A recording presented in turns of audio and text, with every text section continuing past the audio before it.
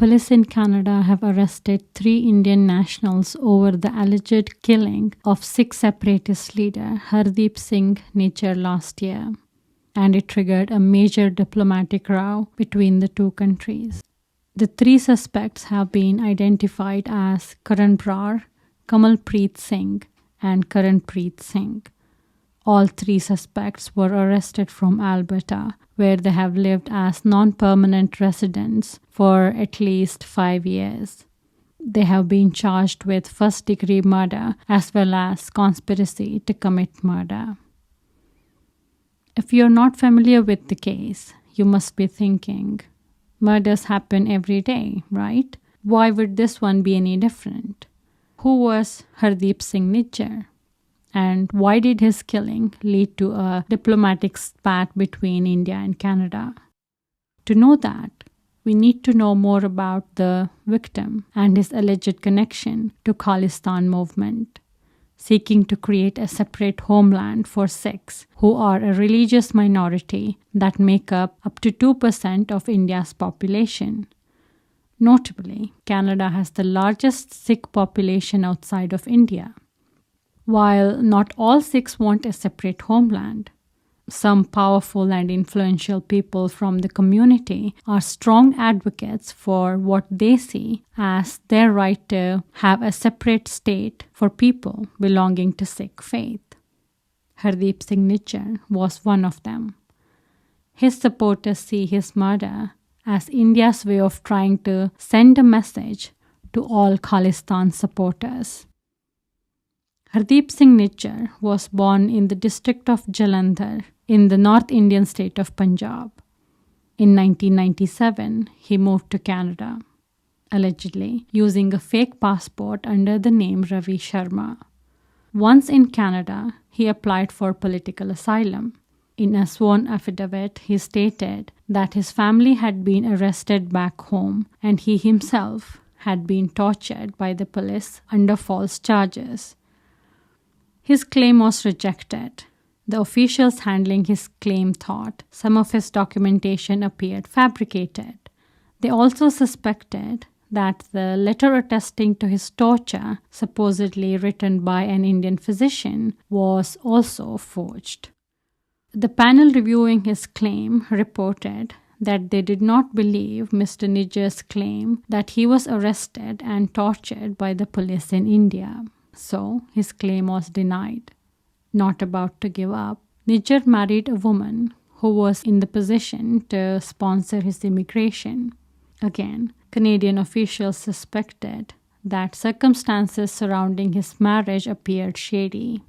So Nijjar's union with the woman was rejected as a marriage of convenience, meaning a marriage contracted for personal gain or some other sort of strategic purpose.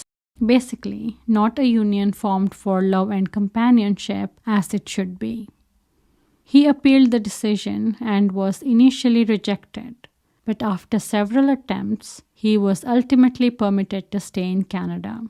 He settled with his wife in the province of British Columbia, where he operated a plumbing business and later had 2 sons. Gradually, Hadeep Singh Nijjar became the leader of local Sikh community. He became the president of the Guru Nanak Sikh Gurdwara, a Sikh temple in Surrey, in 2018. He was also the leader of the Canadian branch of Sikhs for Justice. In the months before his death, he was organizing an unofficial referendum among the Sikh diaspora, sponsored by Sikhs for Justice, in support of the Khalistan movement. On 18th June 2023, Nijjar was shot and killed by 2 gunmen wearing dark clothes with hoods outside a Sikh temple located in the suburb of Vancouver. He was 45 years old. Mr. Nijjar was behind the wheels when he was hit, and the bullets blew in the windows of his grey pickup truck. Hit by more than 34 bullets, Hadeep Singh Nijjar died at the scene. Some men who had been playing football in the nearby field said they first thought they heard fireworks before realizing it was the sound of gunshots.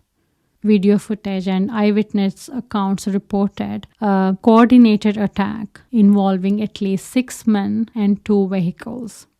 Allegedly, some people who were at the scene at the time gave chase and said they saw the suspects speed off in a car that had been waiting for them.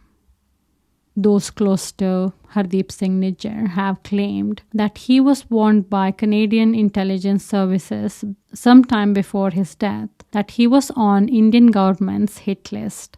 India has always firmly denied any involvement in his killing and called the allegations absurd.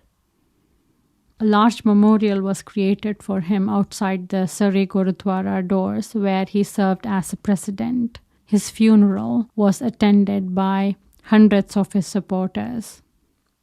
But the question remains, why was Indian government interested in Hadeep Singh Nijjar? Every year, thousands of people leave India. It can't be that the government keep tracks of all of them. To his supporters, Mr. Nijjar, who became a Canadian citizen in 2007, was a peaceful advocate for Sikh independence in British Columbia and a man who cared deeply about his community. But the Indian government says Nijjar was involved in terrorism-related activities, including his vocal advocacy for the creation of Khalistan, which is banned in India. They have accused Nijjar of being the leader of pro-Khalistan militant group, Khalistan Tiger Force, and being the mastermind and key conspirator of many terrorist acts in India, of conspiring to kill Hindu leaders, including 2007 cinema bombing in Punjab that killed 6 people and injured 40 more, and the 2009 assassination of Sikh Indian politician Ripudaman Singh. Media reports of his alleged terrorist activities began circulating in India and later in Canada in 2016. At the time, India reported its concerns about Mr. Nijjar to Canadian authorities. Canadian police said in 2016 that they were aware of the allegations leveled against Mr. Nijjar. He was questioned but was never officially charged in Canada. Nijjar, of course, denied all accusations against him and called them fabricated, baseless, fictitious, and politically motivated, part of a smear campaign seeking to discredit him. In 2018, the Indian government again accused Nijjar of multiple targeted killings in India. And in February of 2018, Amrinder Singh, then Chief Minister of Punjab, included Nijjar on the list of most wanted people in India. In 2020, a statement by the Indian government accused Nijjar of being actively involved in operationalizing, networking, training and financing Khalistan Tiger Force members. He had also been accused of running terrorist training camps in British Columbia, ready to carry out attacks in India.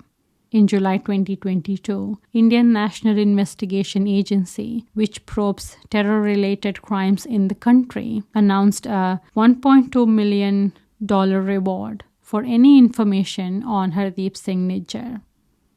His death caused a diplomatic crisis, with Canada and India relations falling to their lowest point. 3 months after his death, Canadian Prime Minister Justin Trudeau claimed that Indian government could be behind the killing of Nijjar. These allegations have infuriated India, which rejected the allegations as absurd. The investigation directly led to the suspension of talks on India-Canada trade deal on 1 September 2023, worsening the already faltering bilateral ties. Not just government ties, but Nijjar's killing also worsened the deep divide already existing between the Sikh and Hindu origin Indo-Canadians. While on the surface, it might seem like wanting justice for the victim and his family, it goes far more deeper than that. Call it a power struggle between the two countries or discord between two religions. It is people stuck in the middle who always end up losing the most. If you want to know more about the Khalistan movement that is contributing to the discord between the two countries, I already have a video on that on my channel. I will link it in the description below. Please give it a watch. That is the video for today. Thank you for watching and supporting my channel. Please do subscribe on your way out if you have not already. I will see you in the next one.